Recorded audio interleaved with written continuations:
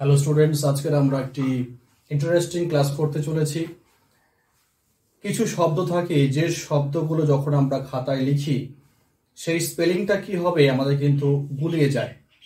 দেখো, আমি হেডিং দিয়েছি ওয়ার্ডস কমনলি কনফিউজড। মানে কিছু কিছু শব্দ থাকে যে শব্দগুলো স্পেলিংটা একটু আলাদা হয়, এবং আমরা যখন কোনো টিচারকে জিজ্ঞাসা করি যে স্পেলিংটা এটা এরকম হলো কেন, তার উত্তর কিন্তু আমরা পাই যে হ্যাঁ, এই দুটোই উত্তর হয়, কিন্তু কেন হয় সেই কারণটা কিন্তু আমরা অনেকে জানি না।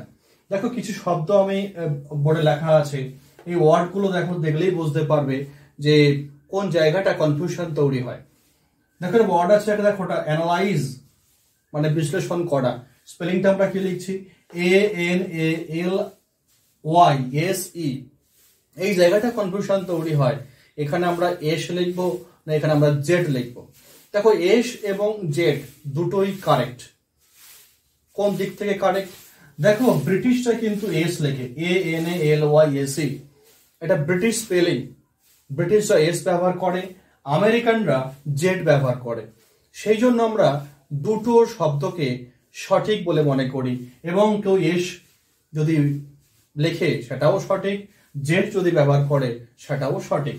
এরকম বেশ কিছু শব্দ দেখো, যেমন হচ্ছে সেন্টার, CENTRE, সেন্টার।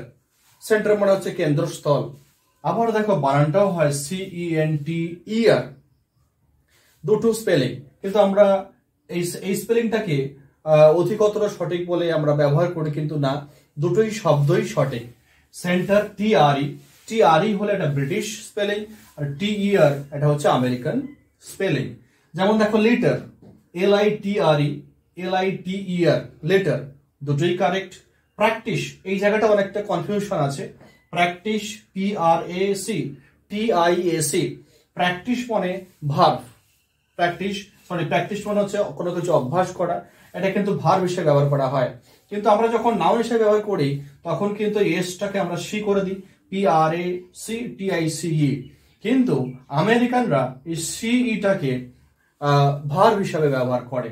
তাহলে আমরা TIAC আমরা ভার্ব হিসেবে ব্যবহার করতে পারি, TIC এটাকে আমরা ভার্ব হিসেবে ব্যবহার করতে পারি। কালার, COLOUR, কালার কোনো রং। দেখো এখানে COLOR, আমেরিকানরা COLOR এই শব্দটি ব্যবহার করে, আর ব্রিটিশরা COLOUR ব্যবহার করে। Same honour.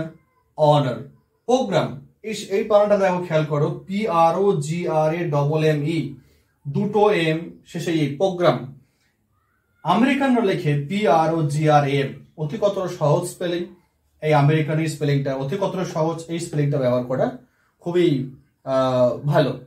এরপর দেখো, স্কিলফুল, এই জায়গাটা একটু গোল মেলে আছে। Skilful, SKILFUL। দেখো, একটা মাত্র এল ব্যবহার করা হয়েছে। ব্রিটিশরা একটাই মাত্র এল ব্যবহার করে, কিন্তু আমেরিকানরা দেখো দুটো এল ব্যবহার করে, SKILLFUL। তাহলে কেউ যদি ডবল এল লেখে সেটাও ঠিক, কেউ যদি একটা এল লেখে সেটাও ঠিক। এরপর দেখো, ট্রাভেলার। দেখো, ডবল এল ইয়ার, ট্রাভেলার, ডবল এল ইয়ার, ট্রাভেলার। এখানে দেখো আমেরিকানরা একটা মাত্র এল ব্যবহার করে। তো আজ থেকে তোমরা যে কোনো একটা স্পেলিং তোমরা লিখতেই পারো, সেখানে কোনো কনফিউশন থাকা দরকার নেই। অর্থাৎ তোমরা ব্রিটিশ স্পেলিং এবং আমেরিকান স্পেলিং যে কোনো একটা স্পেলিং তোমরা ব্যবহার করলে সেটা সঠিক বলে গণ্য করা হবে।